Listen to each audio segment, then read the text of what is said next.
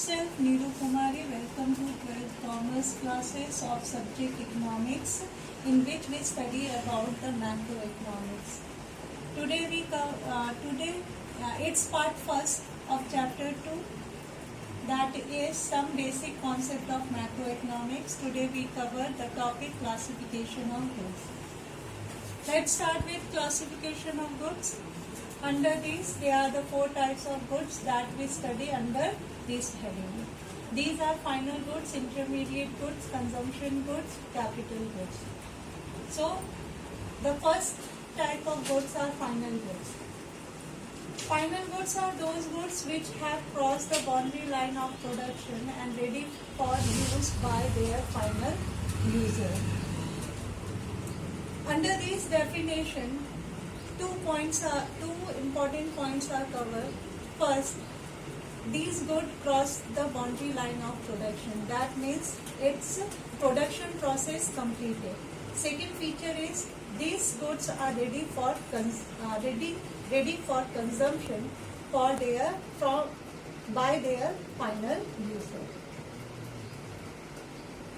The next is the classification of final goods. Final goods are broadly classified into 2 categories: final consumer goods and final producer goods. The definition of final consumer goods is these goods finally purchased by the consumer to satisfy their wants. It's clear from its name that these are those final goods which used by the consumer to satisfy their want. The example of it is bread and butter. The second category is final producer good. It's clear from the name, these are those final goods that used by the producer.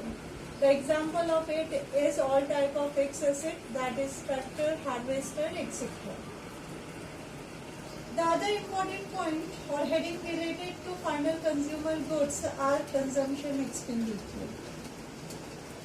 We already discussed that those final goods that used by the consumer are called final consumer goods. These consumer are also known as household.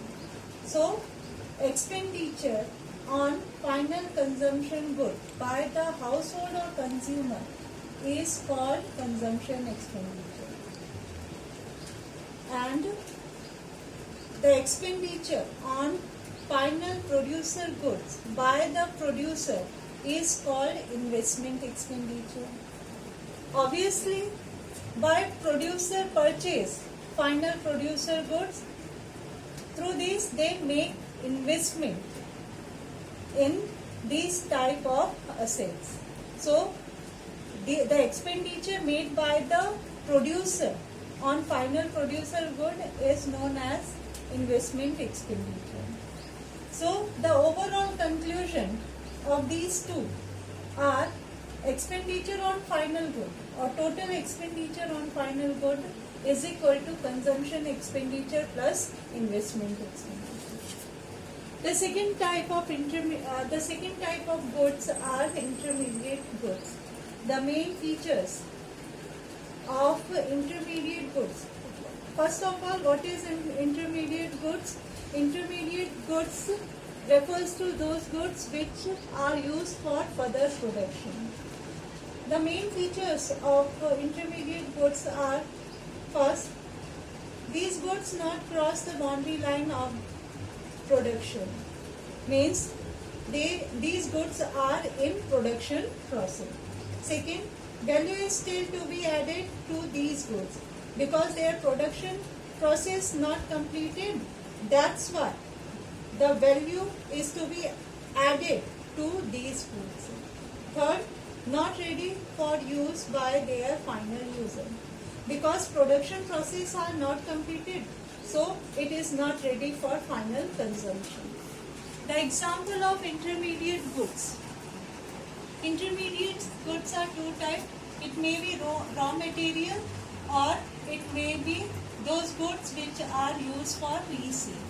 The example of raw material is wood that used for manufacturing furniture. So, In class 9, in class 9th or 10th, we already discussed about the gross product of product producer, in which we discussed that value of output minus intermediate consumption is equal to gross product of producer. Means the total or the final value of output, from final value of output we have to reduce the intermediate consumption. In this way we get gross value addition. The important point related to above two topic is the same good may be final or may be intermediate, because it depends upon end use. How? The example of it is sugar.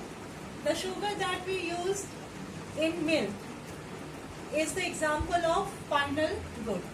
But when these sugar used as an ingredient in the production of biscuit, then it is used as these goods used as intermediate goods.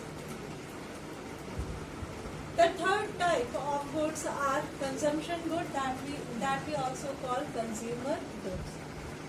What is consumption good? The meaning of consumption goods are, these goods are those goods which directly satisfy human wants.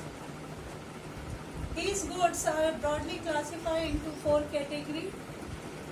First, durable goods, semi-durable goods, non-durable and non-material goods that we also call services. Durable goods, the main feature of durable goods, these goods are those goods which can be used for several years. Means these goods we generally purchase for long-term use. Second, these goods has relatively high value. The example of it is TV, television, car, refrigerator, etc. Second, semi-durable goods. The main feature of these goods are those goods which can be used for the period of 1 year or slightly more. Second feature is its value is not as high as durable good. The example of it is crockery, electric goods, clothes, etc. Single-use good, or that we also call non-durable goods. The main feature of it is these goods are those goods which are used up in single use of consumption. Means these goods are destroyed or exhausted with single use. Example of it is ink, milk, petrol, domestic LPG, etc. And what about its value? Its value are relatively lower than durable and semi-durable goods. The fourth category of it is non-material goods, which we also call services. The main feature of it is these services. The services include all those services which directly satisfy the human wants. The example of it is doctor, lawyer, domestic servant, etc. The fourth type of good is capital good, which we also call fixed assets. The main features of capital goods are fixed assets of the producer. These are the fixed assets that used by the producer. Second, these are used for the process of production for several years. Generally, these fixed assets are purchased for long run. Third, these are high value. Its value are high comparatively other type of assets. Fourth, the use of these goods leads to depreciation. When we make continuous use of these fixed assets, its result depreciation. Depreciation is the permanent reduction of goods, reduction of fixed assets. Fifth, Example of it is plant and machinery. The next question about the type of goods. Now we discuss the statement which are important from examination point of view. That is, all the capital goods are producer good, but all the producer goods are not capital good. How it is possible? It will be clear from the definition of producer good and capital good. So what is producer good? Producer goods are those goods that used in the production of other goods. The example of it is raw material and fixed assets. Raw material, the example of raw material is wood that used for manufacturing of furniture. And fixed assets example is plant and machinery. What is capital goods? The capital goods are repeatedly used in the process of production. Means it includes those goods which are repeatedly used in the process of production. Example of it is fixed assets. So we can say from the definition it has clear that all the capital goods, that is, it includes only fixed assets. All the capital goods are the producer goods. But all the producer goods are not capital goods because it also consists raw material, and raw material is not the part of capital goods. So that's all for today, and have a nice day.